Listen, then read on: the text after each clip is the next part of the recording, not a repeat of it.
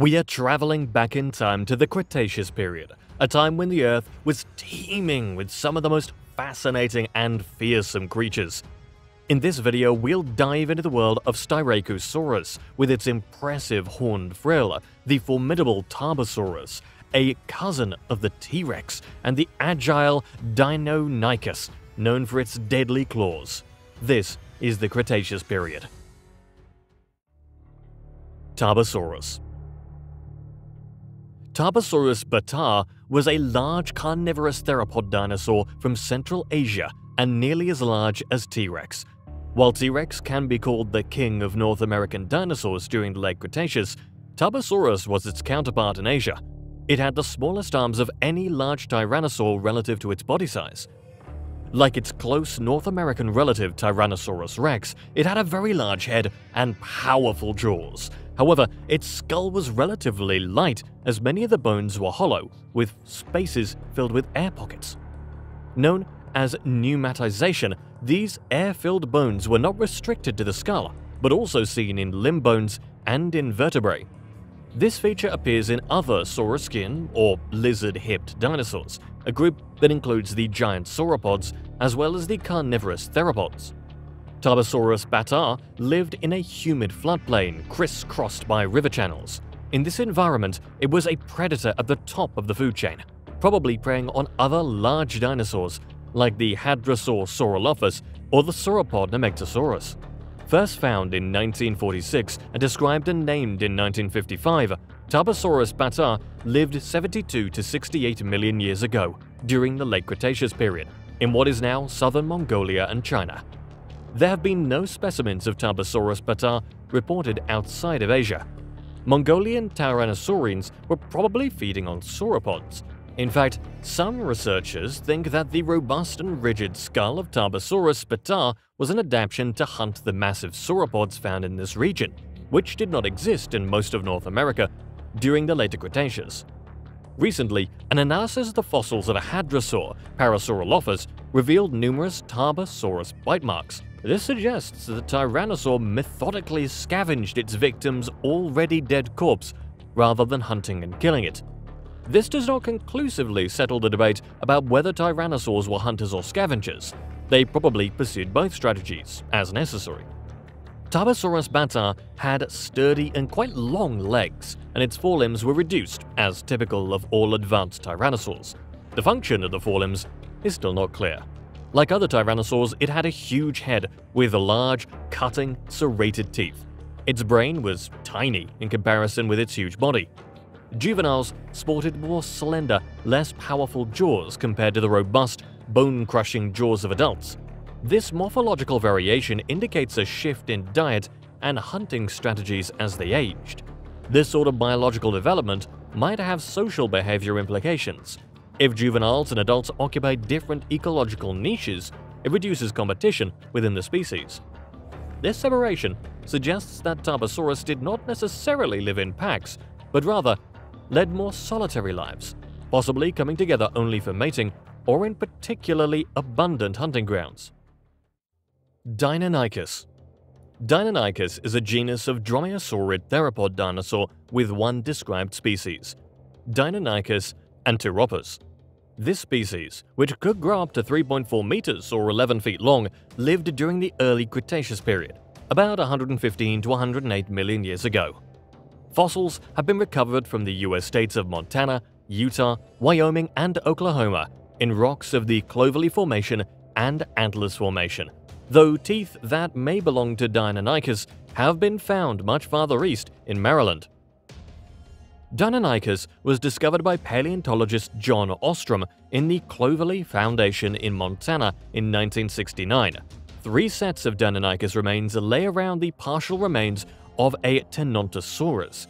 This led Ostrom to suggest that Deinonychus was a social animal and a predator, hunting more like modern wolves and lions than like crocodiles and Komodo dragons as previously thought.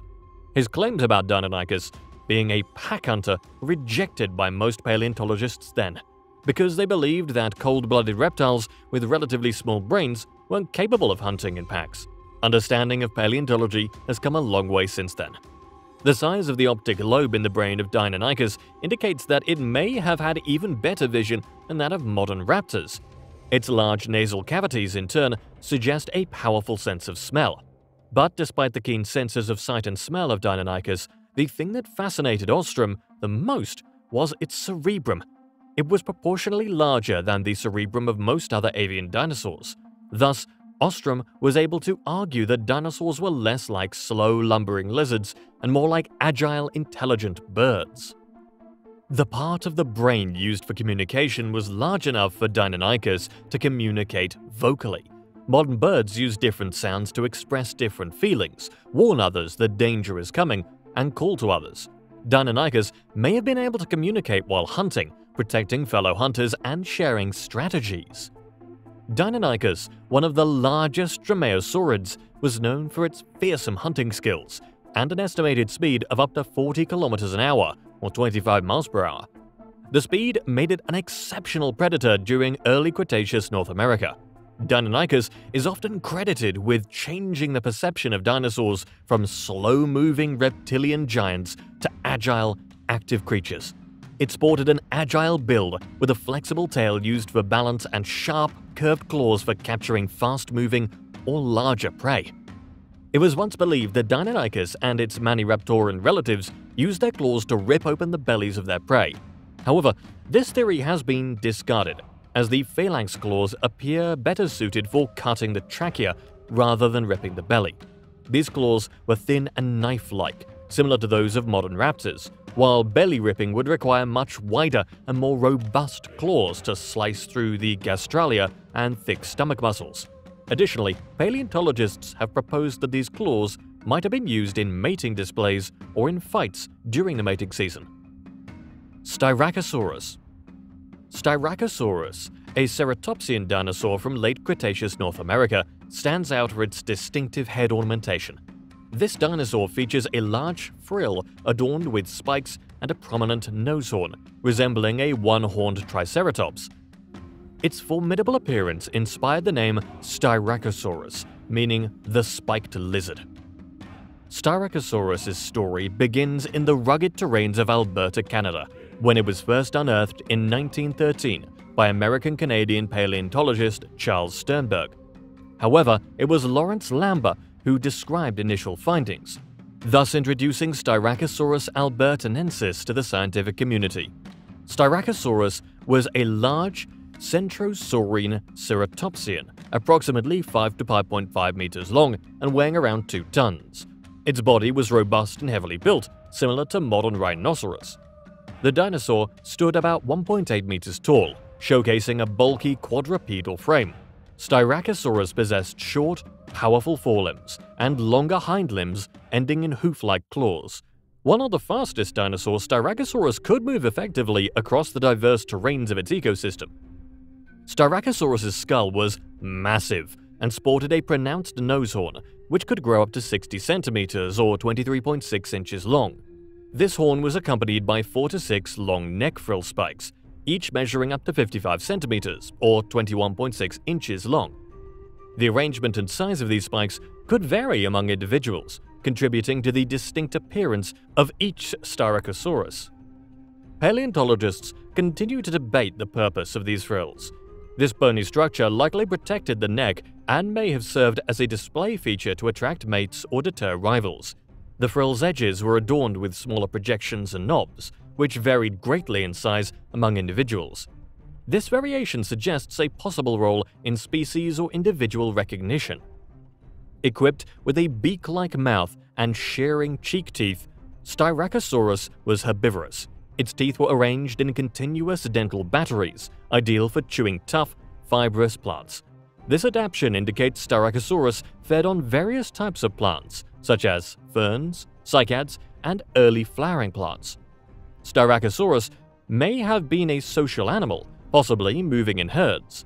The discovery of bone beds containing the remains of multiple individuals suggests Styracosaurus traveled in groups. At the very least, they probably congregated at certain times of the year. Such social structures could have offered protection against predators, facilitated mating, and helped in caring for the young. While specific details of Styracosaurus's reproductive behavior remain speculative, scientists assume that, like other ceratopsians, it laid eggs. The growth from hatching to adult involved significant changes in horn and frill development. Styracosaurus also shares its environment with Hadrosaurus, like Corythosaurus and Lambeosaurus, as well as fellow ceratopsians like Centrosaurus. These species likely competed for resources, yet the diversity of plant life may have allowed for niche partitioning, reducing direct competition. Deinocheirus. Imagine unearthing a set of enormous arms with clawed hands, belonging to an unknown creature from 70 million years ago. This is what happened to paleontologists in 1965, who stumbled upon such a find in the Nemegt Formation of Mongolia. Hence, the world was introduced to Deinocheirus, the Terrible Hand. For decades, the purpose of these massive limbs remained a mystery due to a lack of additional remains to provide a clearer picture of the animal. However, in 2014, the discovery of more complete specimens began to unravel the mystery.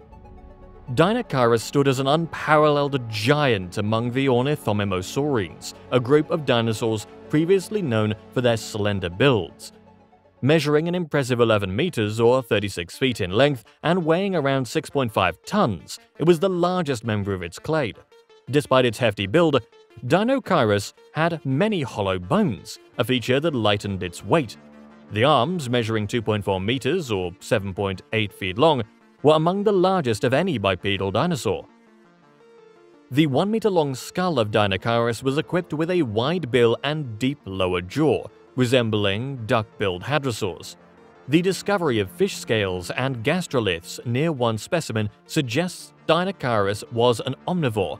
Its jaws were toothless, and the skull shape implied a specialization in foraging for plants and small animals. It's definitely one of the weirdest dinosaurs that we know. Deinocheirus challenged modern perceptions of dinosaur morphology and behavior, and proved how varied dinosaur life was during the late Cretaceous. Paleontologists once thought its long arms and large claws were tools of predation.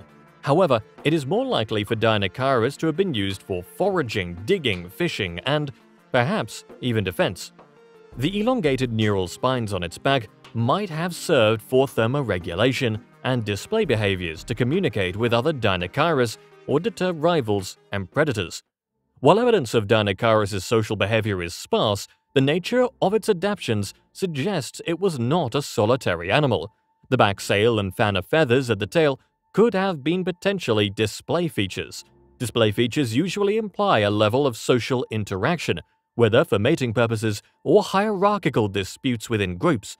Paleontologists also speculate that Deinocheirus' arm feathers could have been used for keeping its eggs warm. Deinocheirus shared this habitat with the alarming Tarbosaurus, and evidence points towards a predator-prey dynamic between the two. The formation also housed various herbivores, from the armored Cycania to the titanic Nemegtosaurus and agile Saurolophus. The presence of such diverse fauna indicates a highly interconnected ecosystem. The omnivorous Deinocheirus might have foraged along the water's edge, crossing paths with both predators and prey. Hatzegopteryx. Hatzegopteryx is big. So big, in fact, that when paleontologists discovered its fossil remains back in 1991, they thought the fossils belonged to a theropod, a group of dinosaurs that includes the T-Rex. The mistake was an easy one to make. Large theropods are much more common than large pterosaurs, and researchers were basing their assessment on only a few fossil fragments. However, researchers soon realized their error. Unlikely as it seemed, they were looking at a pterosaur, one of the biggest pterosaurs of all time. Estimates of its dimensions put it up with the mighty Quetzalcoatlus.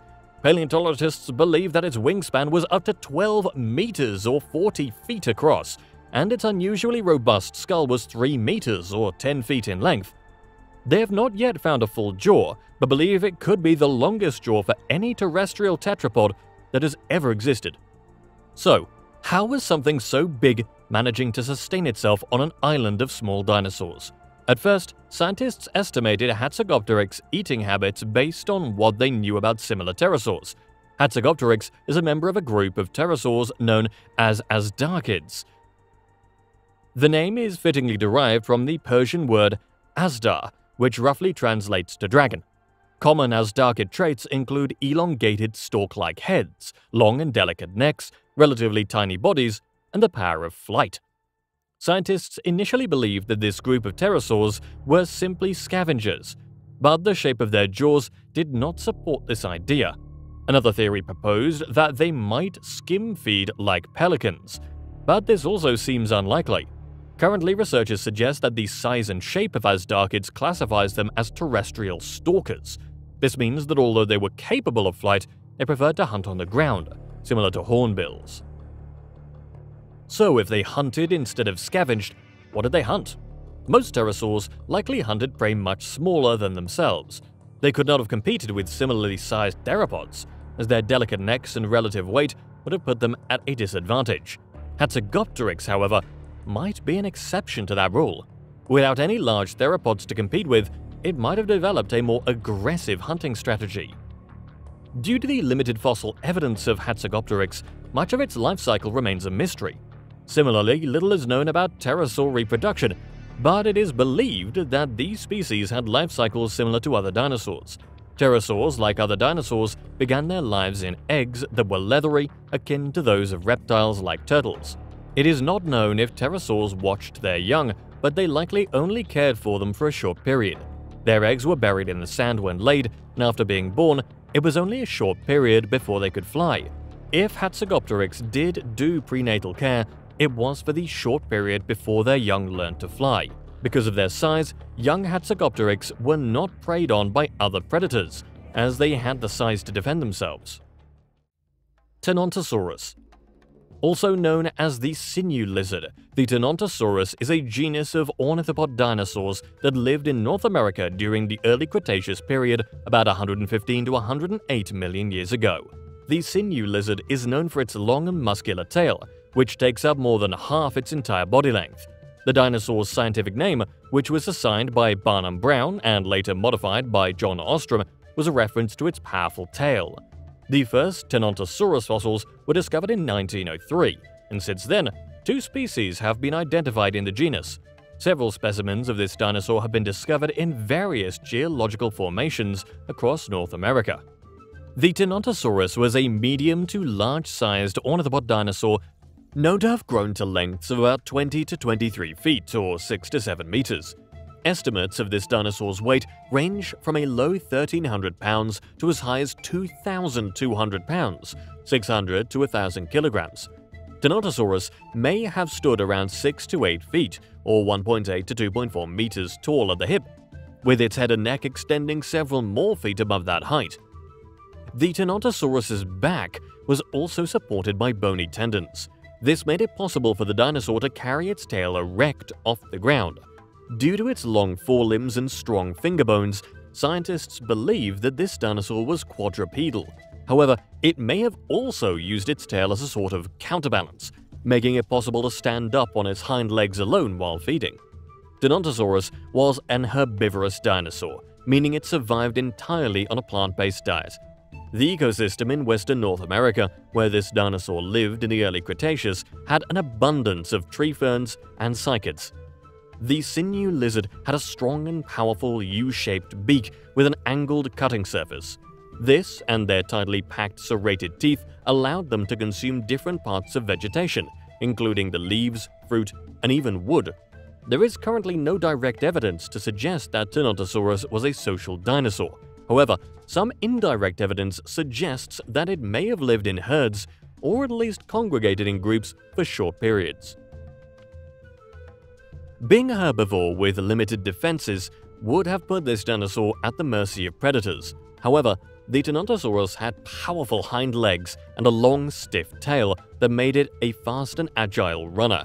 This adaptation would have made it easier to escape from predators such as Deinonychus and Acrocanthosaurus. Kronosaurus. Kronosaurus queenslandicus from the early Cretaceous of Queensland was one of the largest, if not the largest, known plesiosaurid. These huge marine carnivores plied the oceans and inland seas during the Mesozoic, using both pairs of limbs to fly underwater. Kronosaurus would have hunted large fish, invertebrates such as giant squid and ammonites, and perhaps even other large reptiles like elasmosaurids and ichthyosaurs. Plesiosaurs, plesiosaurids, and elasmosaurids were secondarily marine tetrapods that evolved from a group of terrestrial sauropterygian reptiles during the late Triassic. The limbs of plesiosaurs were developed into paddles, and the limb girdles formed large ventral plates akin to the plastron of turtles. Plesiosaurids were short-necked with proportionally large heads, while elasmosaurids generally had small heads and long necks. The plesiosaurid body plan apparently evolved independently in at least 3 plesiosaur lineages. The skulls of plesiosaurids were massive, leading to overestimates of their total lengths. The skull of Kronosaurus was at least 2.4 meters or 7.9 feet long, proportionately large for the estimated body length of no more than 10 meters or 32.8 feet. References to the length of Kronosaurus of nearly 13 meters are exaggerated. The bite force of Kronosaurus is estimated to be between 15,000 and 27,000 newtons, corresponding to its close Jurassic relative, Plesiosaurus cavani. Kronosaurus lived in the cool, high-latitude Eromanga Sea, an inland sea that covered vast areas of inland Australia from 120 to 90 million years ago. Isolated teeth referable to Kronosaurus are reported from the Wallumbilla Formation, White Cliffs, New South Wales, and from the Bulldog Shale, northern South Australia. Plesiosaurs propelled themselves through the water using lift-based appendicular locomotion, as in birds, sea lions, and sea turtles. However, only plesiosaurs used both forelimbs and hind limbs in locomotion. Nodosaurus. Nodosaurus, meaning knobbed lizard, is a genus of herbivorous nodosaurid ankylosaurian dinosaur from the late Cretaceous, the fossils of which are found exclusively in the Frontier Formation in Wyoming. The Nodosaurus was relatively large, weighing between 1,814 to 2,720 kilograms, or 4,000 to 6,000 pounds, and sitting at an average length of 4.6 to 6.1 meters, or 15 to 20 feet. Nodosaurus lived in the late Cretaceous period, approximately 99.7 to 86.3 million years ago, and the fossil finds suggest that the dinosaur inhabited parts of present-day North America. Unlike many other dinosaurs with long limbs, the Nodosaurus had an elongated, low-slung body, resembling that of a crocodile or lizard, only higher. Apart from its unique shape, one of the most recognizable features of this dinosaur is its heavily armored body, covered in bony plates known as osteoderms. These osteoderms were embedded in the skin and formed a continuous surface, creating a protective shield from potential predators. Ankylosaurs had a massive bony club at the end of the tail. No such tail structure is present in the nodosaurs. While specific measurements can vary depending on the individual specimen, the average skull length of an adult Nodosaurus ranged from approximately 0.76 to 0.91 meters, 2.5 to 3 feet. It is generally believed that the eyes were positioned on the sides of the head, providing a wide field of vision. The Nodosaurus most likely lived in well-forested environments, with a mix of conifers, ferns, and flowering plants. These settings offered numerous food sources for the herbivorous dinosaur, which mostly consumed low-growing flora. The scarcity of Nodosaurus specimens found close to one another suggests that they may have lived independently, at least for most of their lives. Even though the Nodosaurus may have lived alone, it is logical to believe that it may have shown specific territorial characteristics. Although direct evidence of the Nodosaurus's parenting behavior is lacking, based on comparisons with other related ankylosaur species, it is plausible that it exhibited similar parental care, considering their shared characteristics. Lambeosaurus. Lambeosaurus comes from the family of hadrosaurid dinosaurs that lived around the late Cretaceous period in North America around 76 million years ago. The Lambeosaurus are known for their quadrupedal or bipedal structure. Further, these non-avian dinosaurs are best known for their distinctive hollow cranial crest. Lambeosaurus fossils have been found in Mexico, the United States, and Canada near the basins and valleys. Lawrence Lamb coined the first genus name in 1902. However, William Parkes recoined the name to honor the contributions of Lamb to preserve the specimens. The genus shares a complicated taxonomic history, with the crested hadrosaurids to be recognized as juveniles of their species. As with most such structures in the animal kingdom, it's unlikely that Lambeosaurus evolved its crest as a weapon or as a means of defense against predators. More likely, the crest was a sexually selected characteristic. That is, males with bigger, more prominent hatchets were more attractive to females during the mating season, and it may have also changed color or funnel blasts of air to communicate with other members of the herd, like the equally giant crest of another North American duck-billed dinosaur, Parasaurolophus. The teeth of Lambeosaurus were similar in shape to a pencil or a chisel, with a pointed crown and ridges running vertically along the surface. The ridges, known as denticles, were responsible for grinding tough vegetation, and as one tooth became worn down, it would be shed and replaced by a new tooth from the dental battery. One unique feature of the teeth of Lambeosaurus is that they were slightly more curved than those of other hadrosaurids. Therefore, this curve allowed for a more efficient grinding motion, which would have made it easier for the animal to process tough vegetation. The teeth were also densely packed together, creating a surface ideal for efficiently grinding plant material. Lambeosaurus was a herbivorous dinosaur and likely spent much of its time foraging for vegetation. In addition, Lambeosaurus was a relatively fast and agile dinosaur, with long and powerful hind limbs that would have allowed it to move quickly over the ground. It would have been a useful adaptation for escaping predators and finding new sources of vegetation. Lambeosaurus would have faced predation from carnivorous dinosaurs such as Tyrannosaurus and Dromaeosaurids, which were also present in the late Cretaceous environment. The ability to move in herds, which would have provided safety in numbers, may have been an important adaptation to avoid predation. Overall, the paleoecology of Lambeosaurus suggests that it was a successful herbivorous dinosaur that adapted to the late Cretaceous environment and likely had complex interactions with both its environment and other organisms, including other herbivorous and carnivorous dinosaurs. Hesperornis. Don't mess with Hesperornis. It was a flightless aquatic Cretaceous bird that measured up to 6 feet long, had a beak lined with sharp teeth, and was partially responsible for the downfall of at least one scientific career. It superficially resembled a loon or a penguin. Unlike penguins, though, Hesperornis probably propelled itself using its feet rather than its stumpy wings. Hesperornis also had a wide range. Fossils within North America are known from Arkansas up to the Arctic Circle. Hesperornis was a large bird, measuring about 1.5 to 2 meters, or 4.9 to 6.6 feet long, and weighing around 10.6 kilograms, or 23 pounds. It had virtually no wings and swam with its powerful hind legs.